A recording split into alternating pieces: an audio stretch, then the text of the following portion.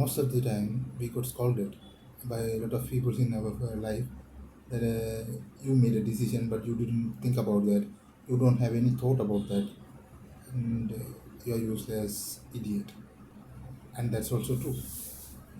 And sometimes in our life, even though we make a clear analytical process, we made a decision which was a blunder.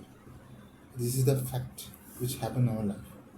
So today we are going to talk about Thinking Fast and Slow book, which was published by Daniel Kahneman. He got a Nobel Prize for his research works in 2022. I think, yeah, 2002 he got a Nobel Prize for that. And you may think it could be for medicine or anything relevant to psychology. But the reason for getting Nobel Prize is economics. But when got an interview from him, he said to the press that even though he don't know anything about economics in his life, but he got it right. So what is the thing? The thing is, when we consider about economics, it mostly influential by behavior psychology, and from behavior psychology, how the consumer take the things, and also how he thinking while he purchasing something, which all things are included on behavior psychology. So his research work also totally depend on those things. That's why he got it. uh, from his work we can find that he mentioned that there are two systems in our mind when we make decision: system 1 and system 2. When we consider about the system 1, it totally automated. We don't need any energy to make decision, and automatically you can get a decision from your life and your problems without your energy. But systems 2, it need more lot of energy, and you have to spend lot of critical thinking and also your cognitive capabilities to make decisions. That's a problem when you consider about the system 2. If I show any words in front of the screen and ask you to not to read that, but definitely you are going to read that, isn't it? Yeah, because the reason for that is uh, we regularly read the stuffs, and also we practice to read automatically from our childhood and also from the birth of humankind. So we was practice that, and also now that reading became a decision for system 1. So that's why when someone asks you to read something, without your thought process you started to read.